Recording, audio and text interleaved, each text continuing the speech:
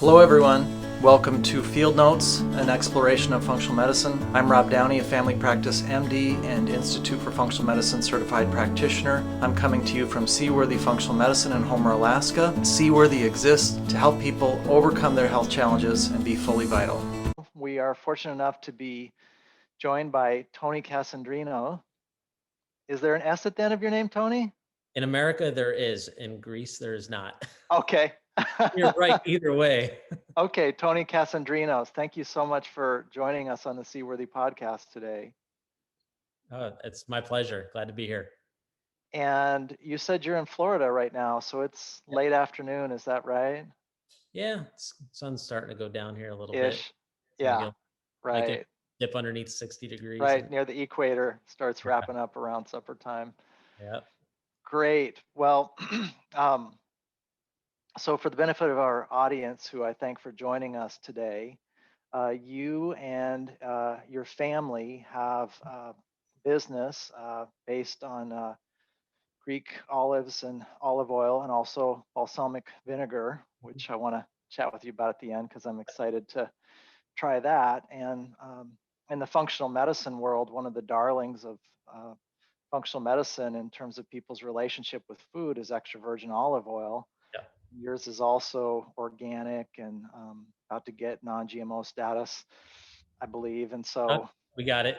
it fits the, Yep. it just fits the bill. And so thought it'd be really neat today to get to talk with you about a number of things, including the wonderful relationship people of the Greek culture have with food, and being in a peaceful, positive state of mind and taking enough time to eat, and the story of your business. And then at the end, maybe we'll do some kind of geeky scientific stuff about just how amazing olive oil is, in terms of when I recommend it to people to fight inflammation and protect their heart and lose weight and prevent cancer and all that stuff. So Definitely. if that sounds good, we'll jump in. Yeah, definitely. Let's go. Okay, so you, I mentioned before we started recording, but I want to mention again that you'll expand for us that the sharing of the olive oil started as something that would be a tradition in Greece to make and share olive oil. And during your time in the Marine Corps, which I thank you for your service, this sort of process started of wanting to share it, but now it's grown into a business. Mm-hmm. Is that accurate? Yeah, definitely. It was, olive oil has always been in our family for generations. My sister Effi and I were born in the States, but my father came over, I think it was when he was 18 years old, and we kept very close ties there. Most of my grandparents, aunts and uncles, cousins. So we actually grew up there as little kids, and then we spent our school years in the States, but we would go back to Greece like the day school ended, and we'd come back like the day before school started. Sometimes a few days after school started. So we were always like behind by a day or two. But over there, olive oil is just always has been just, it's like water. I mean, it's a way of life. It's everywhere. You kind of really don't think too much of it just because it's so prevalent in everything you do cooking wise. Like you said earlier, like in Greece, kind of like the whole day revolves around food.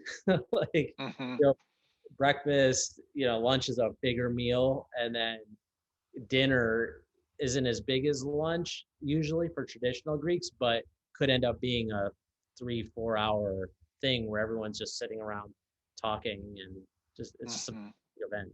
So coming to the States, I went off to the Marine Corps, went like right out of high school, and about halfway through my career, I was training at a CrossFit gym in Philly. And my father, who owns a Greek diner, like a lot of Greeks in America, he would bring over a few pallets a year and sell them in his restaurant to customers. It wasn't really like his main business. It was just like, hey, we've got olive oil in Greece. We bring over, enough for us and enough for the customers. And my uncle started doing it quite a bit as well. So I always had a case or two on me. And the CrossFit gym I was training at, it was kind of like when the paleo community was really coming up, and fats were healthy again. It was like okay to eat healthy fats. So I just shared it with a few people. We had a birthday party one time, and I just shared a few bottles, and it just kind of snowballed. Everyone was like, "Hey, let me get a bottle." It was a tight knit community. Let me get a bottle. So I would. My father, where his restaurant is, was about 6 hours away up in upstate New York, and I would go up there and be like, "Oh, I need 2 more cases," and then 2 weeks later, I'd be like, "All right, 4 cases." It kind of just snowballed like that for about 6 months, and it was like, maybe I'm onto something here, you know. But again, I didn't have a lot of hours to work with because I was like at work by 6:30 every morning till about 4:30 in the afternoon. So, that's kind of a demanding career in itself, and then trying to do a little side business. But I basically put it online. I created my own first little website, not knowing what I was doing. And I moved down to Texas, and all my friends in Philly were like, "We still want your olive oil." So I talked to my uncle, and I was like, "Hey, can you ship me a pallet down here? And I'll, like, as people order it, they could pay me with PayPal online." Even at this time, I really wasn't thinking of making a business. It was more like, "Hey, my friends want olive oil. I can't afford to give it all to them. So, they'll pay me on PayPal or whatever, and I'll ship it to them." Well, that kind of snowballed quickly. I was actually at one of my friends did a podcast and was like, "Hey, we're going to do it on olive oil. Do you want to be on it?" I was like, "Sure." Well, within a day, we pretty much sold out.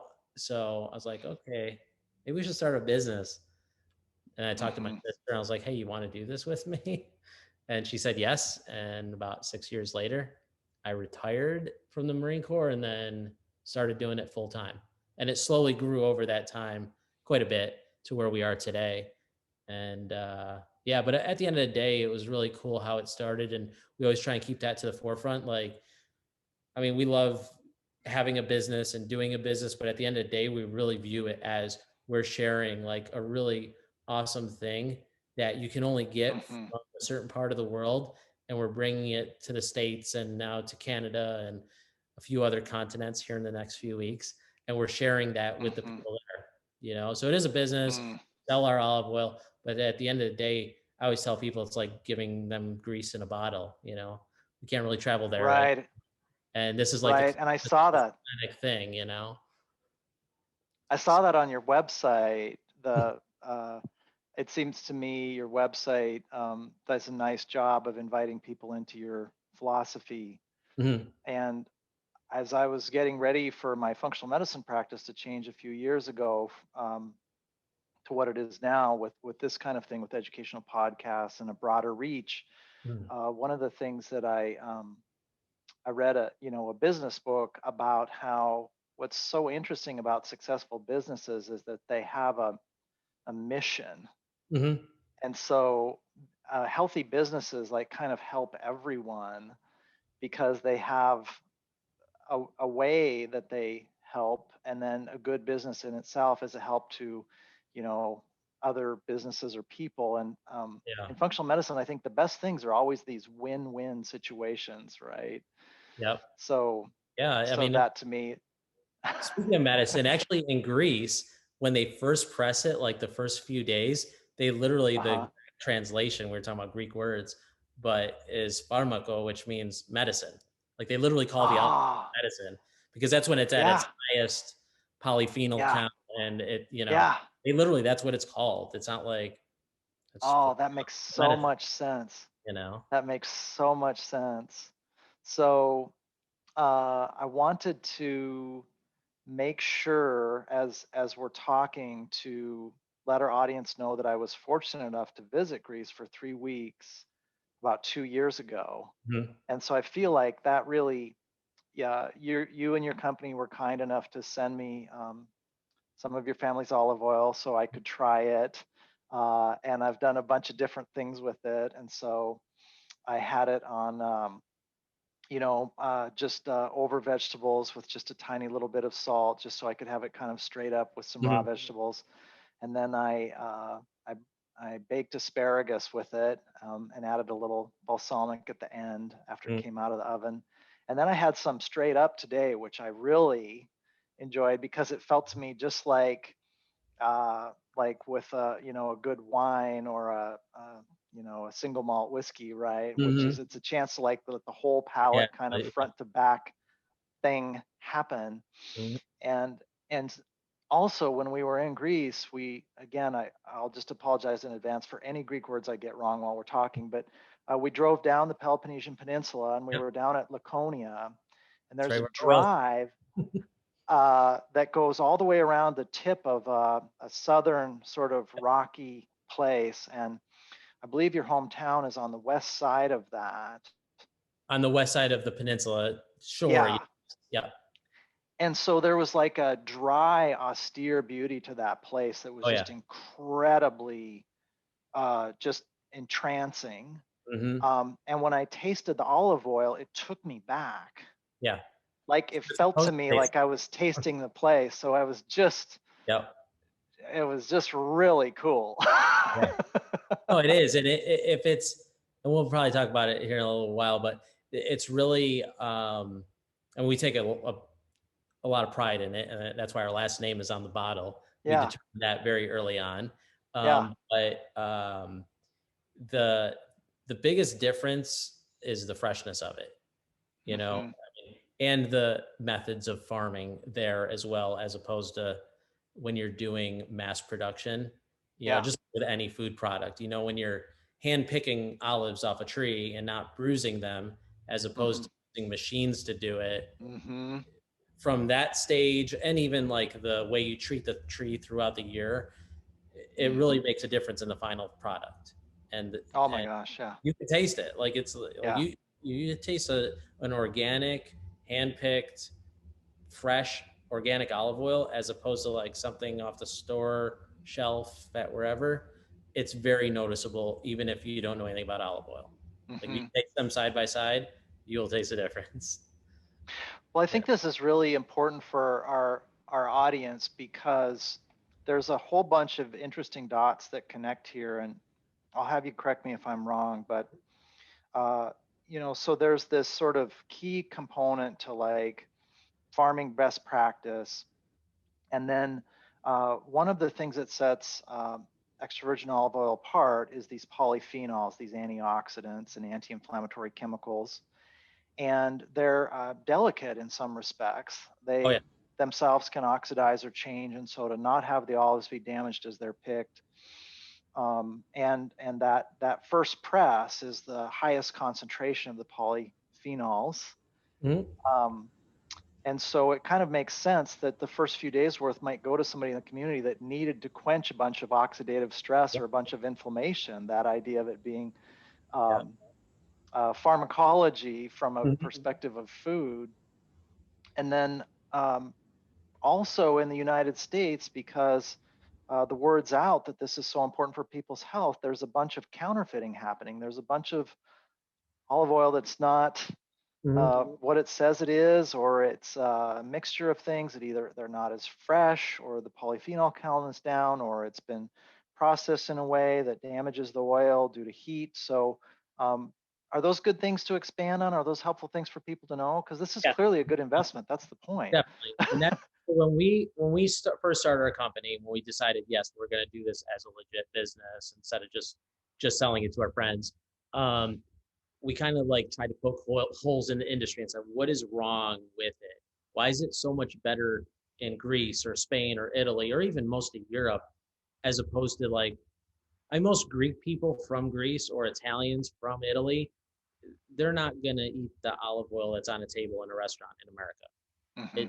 You're not going to do it. It's like going from you know, a grass-fed ribeye to a McDonald's burger. Hmm. It's just so Right. different. And we're like, all right, what's the biggest problem here? And there's been a lot of reports on olive oil that's not really extra virgin when it's saying it is. There's a few different reasons for that. As far as like companies mixing their olive oil with other oils, that's I've seen a lot of things out there, but definitive like that's happening. That's highly illegal for Hmm. one. And Yeah. I imagine like a company actually doing that and like risking everything for that, Got including it. your freedom. Hmm. but Yeah. the biggest problem that I know, as knowing the industry, and knowing as a consumer as well, because I love trying all sorts of different olive oils. It's kind of like wine, the different olive oils from different parts of the world taste different, or different parts of Greece. But the biggest problem outside of like any adulteration that may have happened is age. That's Mm-hmm. hands down the biggest problem with olive oil. Like you said, so and there's like kind of like a misconception. I've just in conversations with friends or family or customers, they think like olive oil lasts for years because they might think it's Mm-hmm. like wine because it's kind of similar looking bottles and whatever. So like, Mm-hmm. oh, olive oil will last for 3-4 years, and in most cases it will last 4 years. It's edible. That being said, Mm-hmm. it's not nearly as good as the day it was pressed. And the Mm-hmm. day it's pressed is the highest, it's as good as it's ever going to be. And Mm-hmm. it will slowly degrade very slowly. Like a 1-year-old olive oil it's good. It's very good. Because we've Mm-hmm. actually tested we've done chemical analysis testing at different stages to see what happened to those polyphenols and the acidity level. Mm-hmm. So you test it at 1 day, then you can test it at 6 months, 12 months, 18 months. From the day it's pressed to about a year, there's very little degradation in the polyphenol Mm-hmm. counts and the acidity level. After about 18 months, that's where you start seeing it go down. And then at 24 months, it's probably at about 70% of what it was day one. Okay, Mm-hmm. so the problem is you're not required to put the day it was pressed on a bottle. So most of the stuff you're getting in a grocery store, you don't know how old it is, because what a lot of these bigger corporations do, they can't produce in their vicinity the amount of olive oil that they export. So they'll actually import it from other countries like Tunisia and Spain and Greece and Israel, and then they'll bottle it. And now Mm-hmm. we'll call it a product of Spain or call it a product of Italy, and we're going to send it to America because they don't know the difference between good oil and bad oil, Mm-hmm. Canada. And the thing is, if I'm a manufacturer or a company that's distributing this stuff, and I can buy last year's harvest from the Tunisians for Mm-hmm. 80 cents on the dollar, and I Mm-hmm. could buy last year's harvest from the Israelis, for cheaper, and then I bring it all in, and then I mix it all together. It's all olive oil, and it's all Mm-hmm. or extra virgin olive oil, but we're going to mix it all together. This one might be 12 months old. Ours might be 2 months old. So you're getting a mixture of things. And Mm-hmm. just because it's bottled today, you might have a year old olive oil in there already. So now it's going to cross the pond, get to the States, go through the whole distribution process and into warehouses and onto a store shelf. And now it's going to sit on a store shelf underneath the light, which Mm-hmm. even oxidizes it even more. Because the few Right. things that will oxidize olive oil faster is it exposed to light? Mm-hmm. Has it been opened and now you broke the seal and now there's air in there? Uh, Mm-hmm. and age and time. Yeah. So there's a bunch of different factors that come out to what an olive oil tastes like. So Mm-hmm. we determined very early on that, with our name being on that bottle, and um, it's my family's name too, not just mine. So like my aunts and uncles, and we take a lot of Right. pride. So we want to get like when I say we share our olive oil with customers, I mean, yeah, they're buying it, but we're really trying to get them to have the best possible olive oil on the planet. So what we do is we only sell the current harvest. So we Mm-hmm. don't bottle and sell 2-year-old olive oil. We don't bring over tons of it and just store it in a warehouse until we can sell it.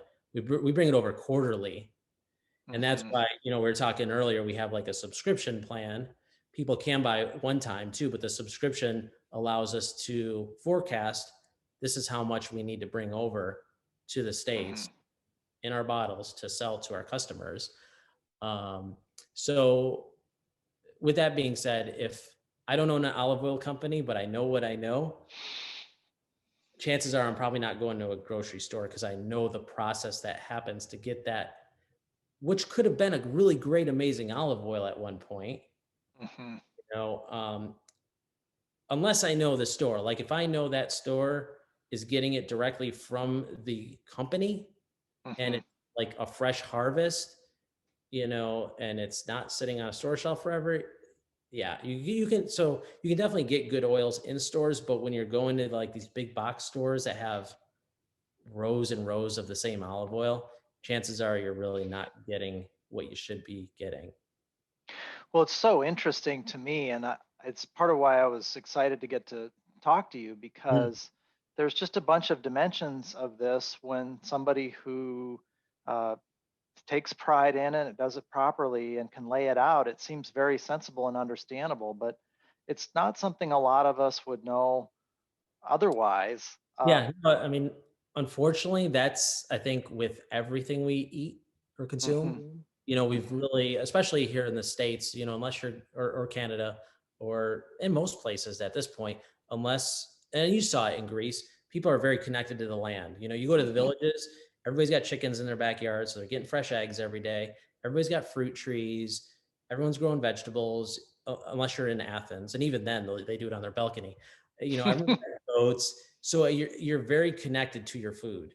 Where here, we're not. Like, Hmm. you don't know where the chicken came from that you bought at the grocery store today, and you don't know about that apple you bought that was grown in Mexico but looks like glossy green. I mean, it's just, Hmm. very, very detached from the process of the food, how it was made or where it was grown or how it was raised till it gets into your kitchen.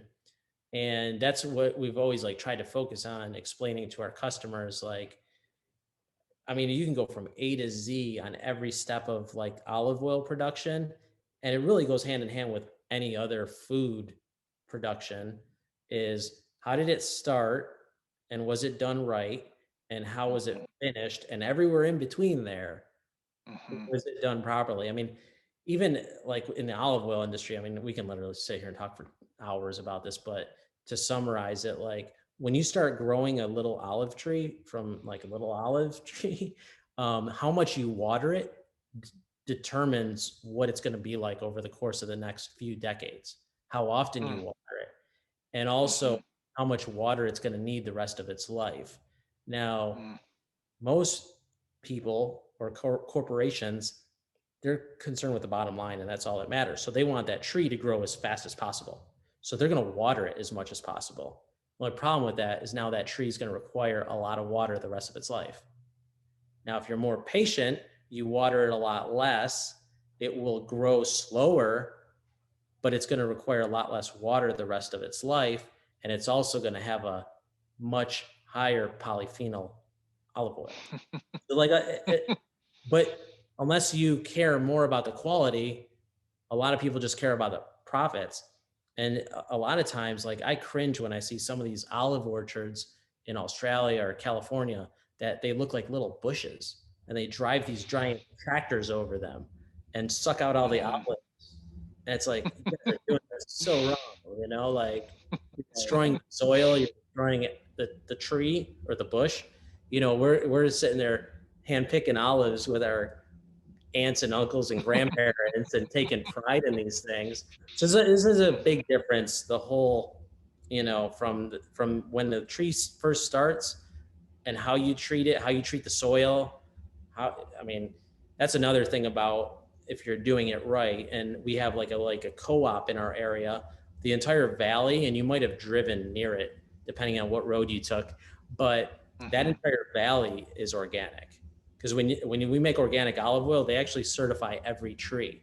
It's not like, oh, this 5 acres is organic and the farm next to it is spraying chemicals all over the place because they have oranges or some other Hmm. fruits that require a lot of chemicals. So, because that's a big problem, if you have organic oil and organic farms, well, what's the soil like, and what's the water runoff like, and what's the air quality like? Because the guy down the road spraying his chemicals. So there's a Hmm. lot of things that go into the finished product of olive oil in a bottle, because all those things play a big role in what it tastes like and what the chemical makeup is of that oil once it's finished. There's a lot in there, but This is great. This is great. This is exactly what I was hoping we get to talk about. And so I was thinking about the folks that listen to functional medicine podcasts, they're kind of all in on this sort of thing, as you know, because I was looking at the prices on the website and thinking about getting the olive oil and also wanting to have some uh, balsamic vinegar. And when I was in Greece, I had exactly that feeling of like, well, how am I going to keep getting this in the United States? Yeah. Because I'm not going back. This Hmm. is, now that I've experienced this, I don't want to go back. Yeah. It's Um, hard. Yeah. and Yeah. so the things that I see in practice are that this same theme comes up with one phrase would be know your farmer and that kind of thing. But Mhm. people are attending to like locally sourced uh, meat and vegetables and fruit and products. And if they know where it came from, that translates to better health. And so this issue with the fact that the olive oil that your family makes, the way you all make it, that is just incredibly effective at quenching inflammation and oxidative stress. Mhm. And every single functional medicine doctor, if you ask them, what is the dragon you wrestle with every day with every patient? It's inflammation. Mhm. They have this thing called silent inflammation in the brain and the joints and the tissues. I mean, there are rare exceptions, but 98% of the people in a functional medicine doctor's practice have silent inflammation they can't feel. Yeah. And so, and then oxidative stress leads to the silent inflammation. And so these high levels of antioxidants and anti-inflammatories are a game changer. And whether it's your olive oil or a professional grade supplement or an Oura ring, so they're actually getting enough sleep. I Mhm. mean, once people use state of the art approaches, it translates to their signs and symptoms resolve more quickly, they're vital more quickly, they get Mhm. momentum, so they're less fatalistic that they're going to get stuck. So my favorite thing about this is that people using exceptional quality extra virgin olive oil are it's just a super tactical thing to do if Mhm. you want to move forward quickly. And the funnest things in functional medicine are these food friendships, because talk about a winner to the palate, right? I mean, it's like Yeah. But it it's tastes not. totally different than, most of the stuff here to begin with. That's more on Yeah, the healthy parts of it. But yeah, yeah. another So problem I see, like with what you're talking about, and talking back about the whole industry and what problems we see, is again knowing what I know and knowing how non-organic olives are grown and what they spray on them, and people who think they're doing the right thing, getting extra virgin olive oil and consuming it and thinking they're doing a really healthy thing when they could be probably creating inflammation instead of doing the opposite, mhm, yeah, and it's like, oh, what are you yeah. doing? Well, yeah, let's expand on that a little. So, amongst many things that are used, this trade name Roundup or generic name glyphosate, which is used Mhm. everywhere. If something isn't non-GMO certified, regardless of what you think of GMOs, then there's a fairly high likelihood a pesticide's been used, or if it's not certified organic, that punches holes in the gut barrier and it's hard on the power plants of the cells, the mitochondria. Mhm. And so it is dark irony at best that somebody would consume something that is both pro inflammatory and anti inflammatory at the same time. Yep.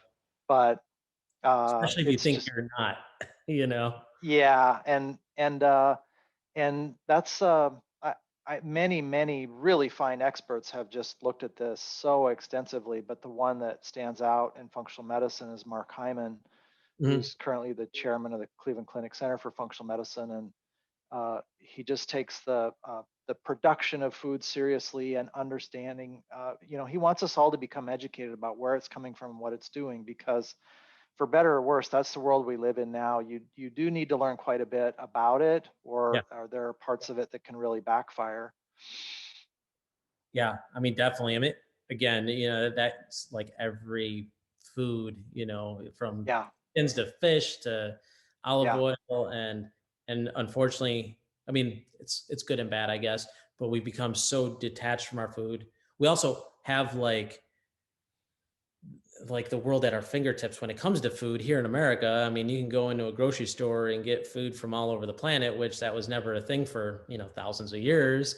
But at the end of the day, we're also consuming a lot of things that Hmm. probably a majority of things that we shouldn't be consuming. Well, Yeah. I think that's a good segue into another thing that maybe not as to me, half the benefit for our listeners is getting a hold of the extra virgin olive oil itself that's properly prepared and benefiting. But Mhm. another thing is something that just in the other podcast that I recorded today, I got to talk to a guy named Mark David who teaches about the psychology of eating. And one of his core premises is getting relaxed and appreciative Yeah. and slowing down as we eat. And so I wanted to share a couple stories about that because part of what I love about what your family does is that not only is the science of the substance just it checks all the boxes, but the culture it comes from inherently is built around this foundational element of sharing food in a relaxed fashion and connecting and communicating, Mhm. which probably is a lot of the power of the Mediterranean diet. I mean, would you say that's accurate? I think definitely for sure. I mean, almost everything you're eating outside of Athens. I don't mean to pick on Athens, but it's a whole different animal. Yeah, That's a big yeah. city, Greece, and then a bunch of villages. But like the village lifestyle and a traditional Greek lifestyle, I mean, you're one, you're making it all yourself generally. So you Hmm. kind of take more pride in what you're making and that you're getting. Well, I want to have fresh vegetables and I want to get fish that was caught this morning by the fishermen that went out. And we're obviously using our olive oil that we grow ourselves. And I think when you're cooking your own food, you take a lot more pride in the sourcing of it. In Hmm. most cases, I would assume from people I talk to and myself. Um, so I think there's that aspect of it is like we don't have in the villages in Greece. You don't have fast food like a Hmm. gyro, gyro or gyro is our fast food over there. But overall, you're Hmm. really cooking everything inside, and you I think there's other factors in the Mediterranean diet outside of just the food, like you said, spending a lot more time community instead of sitting in front of a TV while you're eating really quick as fast as you can. Like, hey, we're just Hmm. going to sit around and talk for an hour or two or three or Hmm. 4 or 5, Hmm. depending on how much Hmm. wine is involved. So it's just like a Hmm. lot more slower pace, which isn't always the best thing, but much slower pace on a lot of things. And it's a lot more community. Where dinner is usually like a lot more people than just who's in the house. Yeah. And but then I think there's a much higher activity level too. And I'm not talking like working out at the gym hardcore or doing sports, but everybody walks a lot more over there. Hmm. I'm sure you notice it. You'll see like 80, 90-year-old women or men walking up and down in hills that would wind most 20-year-olds in the States. Hmm. I'm like, I went on a 18-mile hike up a really I was active duty in the Marine Corps. There's this like church up in the middle of the mountains, 18 miles with my probably 65 years old at the time aunt, and she was like trucking like a workhorse. And I was like, this would I mean, she looks like she's 45, but it's like you would never see this in the States, and that's normal there, you know. Yeah. So I think it is a lot Yeah. of factors from, spending more time outside, spending more time with family, definitely slowing down the whole lifestyle and the stress. Hmm. But yeah, I think it's a combination. I think it's more, they call it the Mediterranean diet, but I think it's more like Mediterranean lifestyle.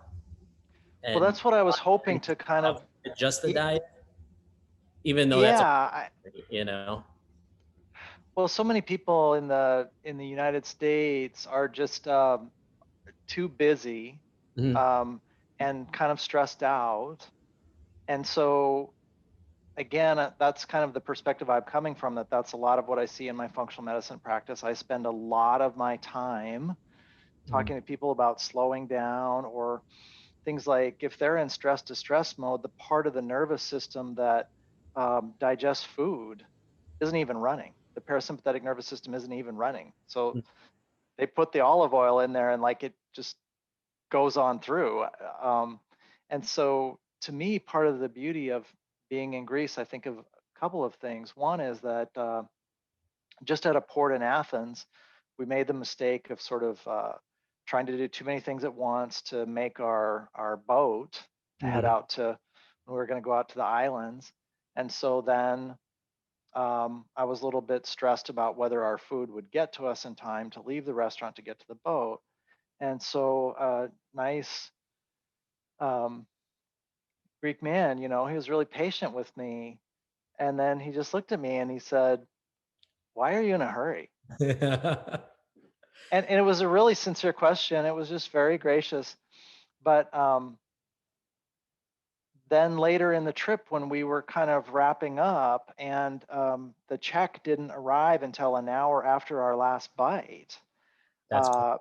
my lights had come on that it was one of these, well, of course, because the person who was part of this wonderful meal for us, like, wouldn't want us to miss at least just one Yeah. a bare minimum of just an hour. It would be rude to interrupt that. Yeah. Yeah. And thankfully I was finally getting it, and I would say that I was also feeling the health benefit, just that vibe or vibrancy of I'm slowing down and I'm eating and I'm enjoying and I'm conversing with my wife and daughter and we're just digging it. Like, this is part of being alive. This is part of being healthy. You're probably eating outside Yeah. by the water. Yeah, Yeah. absolutely. Yeah, you're just lighting me up now. I mean, I just uh and not necessarily salient to today exactly, but I just can't resist telling one what I find kind of humorous story, again, of the kind of stressed out American in Greece, right? Mhm. Is that we were on Seraphos, Mhm. and that was a great place to stay because we had this kind of rapid taxi ride up the hill, and then like a lot of the aisles, there are all of the white stucco houses Yeah. and very kind of twisty turny corridors that connect them all. And so we were dropped off at 4 or 5 after getting there on the boat, and we got all settled in. And then the next morning, I'm definitely somebody that my brain kind of has grown used to coffee to Mhm. think straight in the morning. And so there were 3 of these little Nestle espresso pellets with Yeah. this kind of mysterious machine. And one ritual I always have, self-imposed, I always serve my wife a hot caffeinated beverage every morning. Like, that's just my thing, right? So I messed up 2 of these little pellets and they just disappeared into the machine. Like, I didn't know where they went or what went wrong. And so I got the 3rd one to work and I took it to my wife and she was like, sipping her uh, coffee and good to go. And then we really didn't know where we were, or like where, to get breakfast or where to go get coffee. And so we just started walking. It was this beautiful morning and there was the sea out in the distance. And then we ended up at this wonderful place to eat and had an absolutely delicious breakfast with yogurt and berries and honey and Greek coffee, which was just sublime. Oh, It yeah. was just Yeah, definitely. nectar. And it was just a very memorable morning in all kinds of ways for me. And so it was just like a blessing to get to be there. No, it's a whole different world. Like it's hard to explain to people unless they've actually been there. And I usually bring friends every summer when I go, and even like bringing my fiance the first few summers. Like you definitely have to prepare them. Like, okay, we're going out to dinner. We're gonna eat. We're gonna be done eating, and the waiter's not gonna bring a check for like an hour or two. That's Mm-hmm. minimum, you know. Mm-hmm. It's the way it is, and it's just Mm-hmm. I mean, you could, but it's like nobody, after a Why few would times, you? yeah.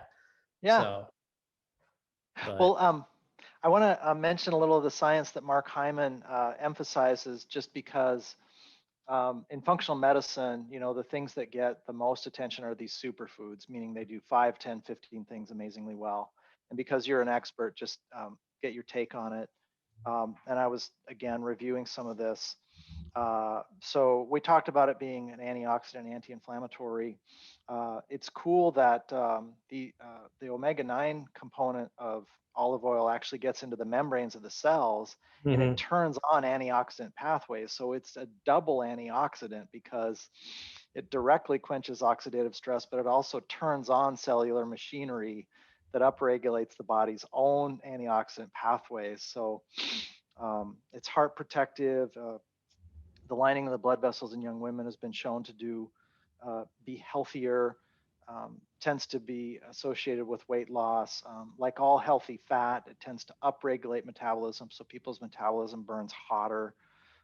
Anything else? Oh, and people have become familiar with C-reactive protein, a marker of inflammation. It comes down with the consumption of extra virgin olive oil. Yeah, Any the other thing, things jump out to you yeah, about the science? we can literally sit here and probably rattle off 1,000 other things. Well, and Yeah. this is the thing about extra virgin olive oil, because it's how can I put this? Like a lot of a lot of the superfoods are more kind of new, and I'm not going to call them faddish, but they're just kind of getting popular. Mm-hmm. Where we can go there and find thousands of studies on Mm-hmm. olive oil, cures Alzheimer's, makes people lose Mm-hmm. weight, is Mm-hmm. great for heart health. I mean, there's so many studies out there, and it's Mm-hmm. like we try to be very like, hey, we're not gonna make any claims about what it is. Mm-hmm. It is what it is, but there's so because olive oil's been around for thousands of years, Mm-hmm. and people have claimed it to be healthy. I mean, ancient Greece, the life revolved around it, and it was like Mm-hmm. it was a prized commodity. So it's actually they've been doing studies on it for since they've been doing studies, and Mm-hmm. I I like find new things like daily, like, and I find new uses for olive oil on the regular. Like Mm-hmm. I Matt Blackburn, do you know who he is by any chance? No, sorry. Like he's in functional medicine, but he like literally uses it um on his goats. Like he rubs it like on their feet and like basically as a moisturizer. I was like, okay. I mean, just like people use it like on ice cream, and it's funny like all the different things you'll learn about something that's been around for thousands of years. And Mm-hmm. but when it comes to like all the health benefits, there's so many out there, and there's so many like I mean, it's like limitless. It's pretty Mm-hmm. crazy, and Yeah. maybe that's why it's just been around so long, and why the people who consume it a lot, and Mm-hmm. in Greece, I mean, they consume way more than we do here in the States. Like Mm-hmm. everything is cooked in it, everything is soaked in it. You order a Mm-hmm. Greek salad, it's got like a quarter of a liter of olive oil on it. Right. So you're just consuming so much of it and so often. And those Mm-hmm. people, coupled with like what we said, a more Mediterranean lifestyle, Mm-hmm. it's they are generally the healthier people. Yeah. They Yeah. and it's not like it's just that they're healthier. And I'm sure you saw this, like the quality of life in the later part of your life, I think is much better. And I think Mm-hmm. that really boils down to the food they've been eating their whole lives, and the stress levels, and not being exposed to a lot of the inflammatory things that we are here in North America, even though unfortunately that's changing a little bit more. But yeah, just like that whole Mediterranean way of life. And Mm-hmm. yeah, I mean, I think make for a better overall time on this earth. Yeah. Yeah. Yeah. Yeah. Well, are there any things you want to share we didn't get to talk about today? Can't really think of anything. I mean, if anyone ever has any questions, like reach out to us. If there's Yeah. anything we didn't Yeah. answer, um, we're very accessible. You can always DM us on our Instagram page or Facebook or email Yeah. us. We love talking to I thought customers. your I thought your sister did a nice job on the website of talking about the pressing date and this year's harvest, and really Mhm. emphasizing the freshness really drove the Oh point yeah, home. Like, this is really key for this to do yeah. what it We needs to normally do, and like this really do sets us apart. Yeah, we normally like try to bring our customers there virtually during the harvesting process. Like last year, myself and Efrosyni, who's my cousin, and she's involved in the business. Um, we were there for probably like 6 weeks of the harvest season, out there picking olives and pressing and getting a bunch of good content. And we were like Instagram living from out there. We're actually gonna this past fall and winter, we were gonna shoot a big commercial, not a commercial, but like a video showing the whole process, uh, Mhm. getting it like produced nicely, and just to show people, hey, this is how it's made. This is Mhm. how it comes off the tree, and then we take it in a sack, and then we bring it right to the mill, like within an hour, and then we turn it in olive oil. And this is what it takes about an hour to turn. Just a lot of people don't know, but to and one thing I do want to touch on because you brought it up earlier. So the first press, okay, there's some buzzwords in the olive oil industry. So there is no real pressing of the olives. Mm. I'll give you a quick Mhm. like 2 minutes how it happens. So you Thank have you. the olives, and they basically go down a conveyor line. Um, and the first thing we do is we separate any like little leaves or branches that might have gotten in with the olives, and they just go through like a little separator. Those get turned into goat food, all the leaves. Um, so the whole process is very sustainable Mhm. because you don't want to waste all the leaves. We feed them to the goats. Right. Then the olives themselves are washed to get any dirt or whatever off them. Once they're washed, you basically have a bunch of like clean little olives, and then you put them into it's not like a press. It's more of a masher, but it goes very slowly because you don't want to raise the heat in there. That's where the term cold press comes from. Mhm. Not really pressed. It's another kind of a buzzword. So Mhm. there's no real pressing. It's more of like a mashing. You know, Mhm. that process happens for a good 45 minutes, and it smells so good. Like because an olive, just by the way, too, is people might not know, you would never pick an olive off the tree and eat it. It is bitter and gross. Um, Right. gross. Yeah. You have to soak it in water and salt water, and then put some spices and make it good. But so after it does that for a while, it turns into like a brown pasty mash, which smells amazing but looks kind of brown and mashy. From there, you take the mash and you separate the liquid. So this mash Mhm. actually turns into a solid, and that's like the pulp and the pit of the olive. And that they actually turn into like little bricks, and then they'll use that to turn into fuel. They'll like heat their Mhm. so Mhm. that part gets separated, and now we have a liquid, which is a mixture of water and olive oil. So now we separate that, and now Mhm. we have our olive oil. Once that's done, you have your olive oil. It goes through like a filter to filter out any last minute sediment and pulp from the mashing process, and that's your extra virgin olive oil. That's literally the process. It's basically like maybe 40 or 50 yard long process. Mhm. And it basically happens 24/7 during harvesting season. And like the Yeah. only things that happen in that facility are olives turning into oil, and then they get Mm. sent to the street and turned and bottled. So Oh, that's so cool. Makes me yeah, want to be there sometime when it's happening. and honestly, that's a lot of people go to Greece in the summertime just because that's like the peak tourist season. But I've been throughout the year at different points, and when the harvesting season starts, like October and then even into November, that is the best time to be in Greece because it's like in the 60s and 70s. So you can walk around in jeans and a t-shirt without sweating your brains Mhm. out. And Mhm. you can still go to the beach though because it's like the water's still warm, Mhm. and it's just a whole different experience being there then. Mhm. A lot less Mhm. people, but Mhm. and you get the olive Mm. oil time. Yeah. Well, you're just lighting me up. I can't thank you enough. This has been a blast getting to talk to you today. Oh, likewise. So you've been kind enough, people that listen to podcasts, there's going to be a mechanism where they can connect with your company and try some if they want to, and listeners to the podcast will get a little break on that. So that's really gracious of you. Thanks for doing that. Oh, you're welcome. And then I'm going to get a hold of some balsamic and do my next round with a little uh try that. So Yep, that's some good stuff. It's got addictive. that to look forward to. Well, thanks for your time today. Oh, likewise. Thank you. Seaworthy exists for people to overcome their health challenges and be fully vital. Please consider subscribing, giving us a 5-star review if we've earned it, and going to our website podcast tab for any questions or comments you'd like to share with us. Thanks.